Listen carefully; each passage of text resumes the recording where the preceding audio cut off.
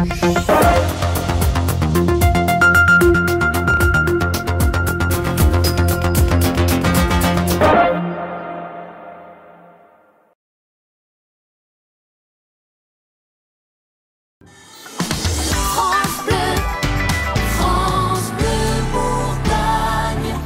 les lundis soirs, 18h35, 19h, le rendez-vous politique de France Bleu Bourgogne avec ce soir un invité exceptionnel et deux journalistes pour l'interviewer. Alain Millot, le nouveau maire de Dijon, est avec nous en direct et répond aux questions de Philippe Renaud de France Bleu Bourgogne et Jérémy Demé de la Gazette de Côte d'Or. Monsieur le maire, le logement donc qui a été également au cœur de la campagne des élections municipales, à la fois en ce qui concerne l'accession au logement ou le logement HLM. Alors quand on fait un petit peu le bilan de ce qui s'est passé depuis 2001, on est passé de 11,5%, vous m'arrêterez si les chiffres ne sont pas exacts, à 17,5% de logements locatifs à loyer modéré à Dijon. Est-ce que c'est... Alors il y a une vraie augmentation importante, oui. Est-ce que pour autant on est allé assez loin à Dijon ? Je pense pouvoir dire non, pas assez. C'est pour ça qu'on va continuer. Par exemple, comme pas mal de mes collègues, j'assure une permanence de quartier en direction des habitants 2 fois par mois. Je vais donner un chiffre comme ça. Si j'ai l'occasion de recevoir à ma permanence 10 personnes, il y en a facile 8 qui viennent pour une question de logement. Donc manifestement... il manque encore des logements à loyer modéré. Et puis, c'est un sujet, vous le disiez, vous avez raison, qui est revenu très, très souvent durant la campagne électorale. Lorsqu'on rencontrait les habitants, les Dijonnaises et Dijonnais dans les quartiers, c'est souvent le logement qui revenait comme ça. Et logement, mais sur 2 points différents. Logement, des demandes de logement, des personnes qui recherchent un logement depuis longtemps. HLM, on parle. HLM, oui. Il y a à peu près 2000 demandes aujourd'hui sur les bureaux à Dijon.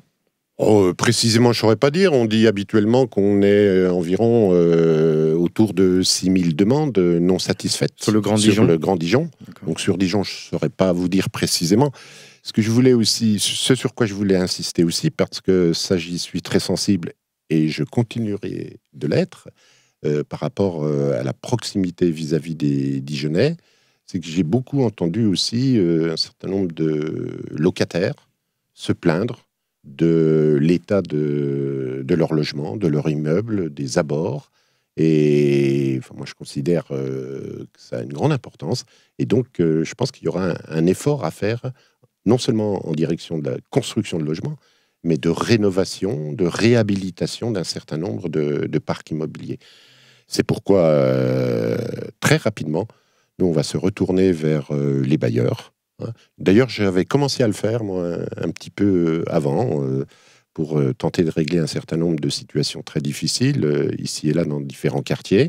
Mais là, on va se retourner vers les bailleurs. Ce que je voulais indiquer, c'est que je ne suis pas sans savoir que, par exemple, le bailleur Dijon Habitat a arrêté dernièrement, et ça n'avait pas été fait depuis très très longtemps, il a arrêté un plan stratégique de son patrimoine sur une durée de 10 ans. Si mes souvenirs sont bons, je crois que c'est tout de même 63 millions d'euros qui sont prévus sur 10 ans. Donc, moi, je me charge de pousser dans ce sens-là. Et pour l'accession à la propriété, qu'est-ce que vous pouvez faire pour que les Dijonnais puissent acheter leur appartement, par exemple ? En matière HLM, on va aussi, mon collègue Pierre Pribetich s'y est déjà attelé, essayer de travailler sur une éventuelle possibilité d'accession de logements, de certains appartements, chez les bailleurs habitation à loyer modéré. Jérémy Demé, une question pour la Gazette de Côte d'Or concernant le logement. Donc, vous voulez accentuer aussi toujours dans le logement, sur la rénovation. Oui. On sait que le centre-ville de Dijon est composé quand même de beaucoup de vieux bâtiments qui sont difficiles à restaurer. Est-ce que vous avez déjà pu faire une estimation du coût à peu près de tous ces travaux de réaménagement de ces logements ? Non, très franchement non. Depuis samedi matin, non. Par contre, je vous dis, un des bailleurs, mais je pense que les autres l'ont peut-être aussi prévu, mais au moins un des bailleurs, celui qui nous concerne le plus, Dijon Habitat a, lui, d'ores et déjà prévu 63 millions d'euros sur 10 ans. Je sais que tout un travail va être mené aussi pour savoir, ici et là, si tel ou tel immeuble très ancien, est-ce qu'il est préférable de soit le réhabiliter, mais là, avec de gros travaux, ou n'est-il pas préférable de le déconstruire pour en reconstruire d'autres? Ce qui ne va pas être facile avec les monuments historiques du centre-ville. Au centre-ville, ce sera beaucoup plus compliqué, effectivement.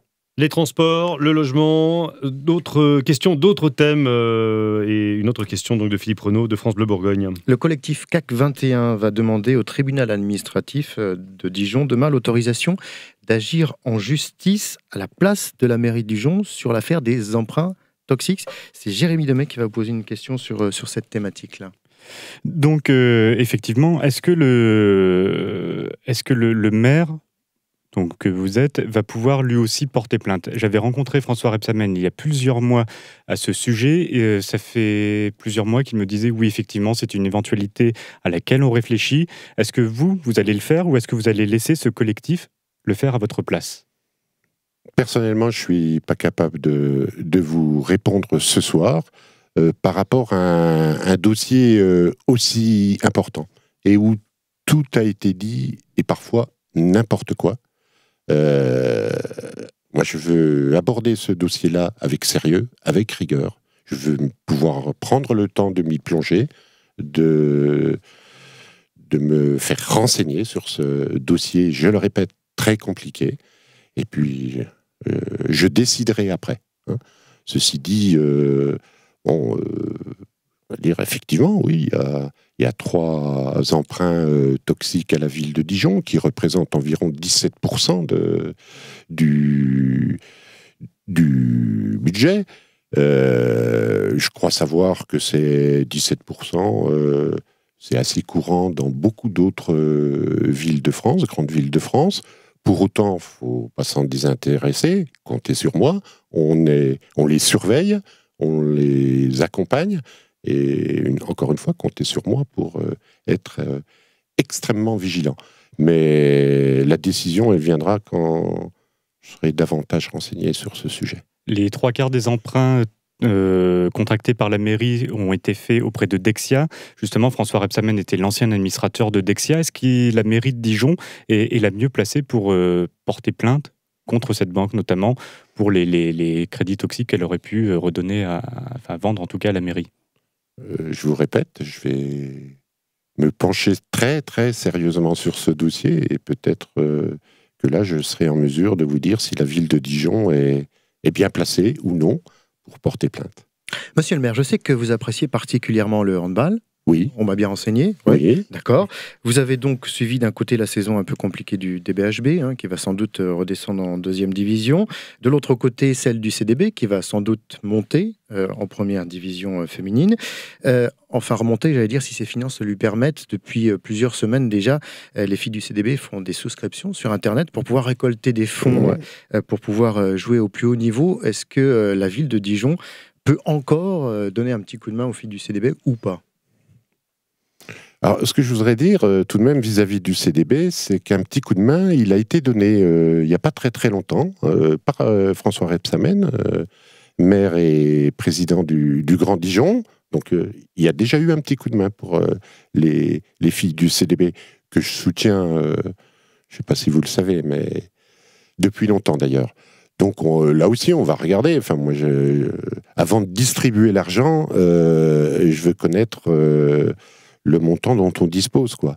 Alors, effectivement, les filles risquent de monter, et je leur souhaite. Je suis un petit peu plus inquiet pour le DBHB. Bon, on va voir avec tout ça. Alors, je trouve qu'il y a quelque chose qui est intéressant dans ce que vous dites. Distribuer l'argent, il s'agit bien de distribution, parce que si vous êtes en train de dire ça aujourd'hui, c'est parce qu'il y a, c'est une richesse, mais c'est peut-être aussi un problème, beaucoup de sports de très haut niveau à Dijon. Il y a le foot qui est en Ligue 2, il y a le basket, la JDA, qui est en Pro A, le hockey qui est en Ligue Magnus, les filles qui peuvent remonter dans l'élite. Est-ce que justement, c'est pas un peu trop à supporter pour la ville de Dijon ? Bien évidemment, c'est un peu trop, mais d'un autre côté, j'ai envie de dire que c'est aussi une chance pour une ville comme celle de Dijon d'avoir un grand nombre de clubs sportifs, tout type d'ailleurs. Il y a d'autres disciplines où je trouve certains clubs se distinguent. Donc oui, effectivement, il y a un moment donné où l'enveloppe ne peut plus augmenter et il faut essayer de contenter tout le monde.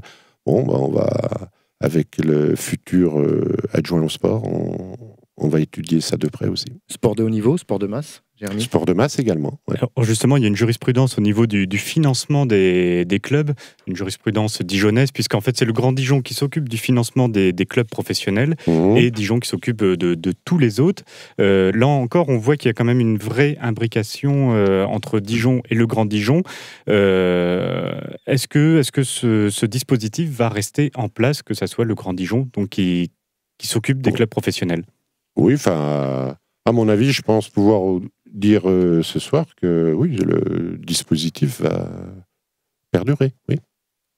Et donc, est-ce qu'on connaît un petit peu le nom de l'adjoint au sport ? Je ne vous le donnerai pas ce soir. Charles Rozoy ?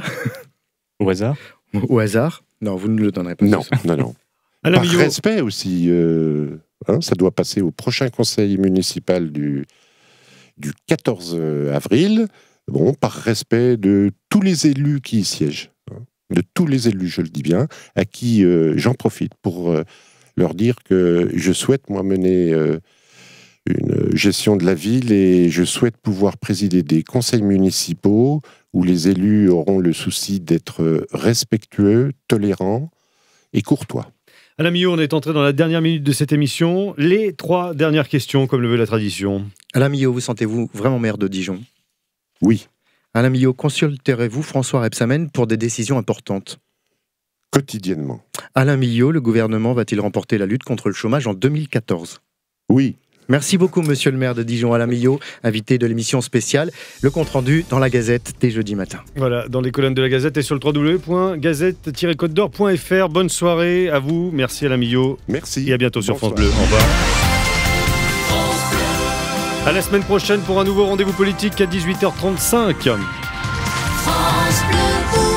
Pour l'instant, il est 19h, c'est l'heure du journal, Nicolas.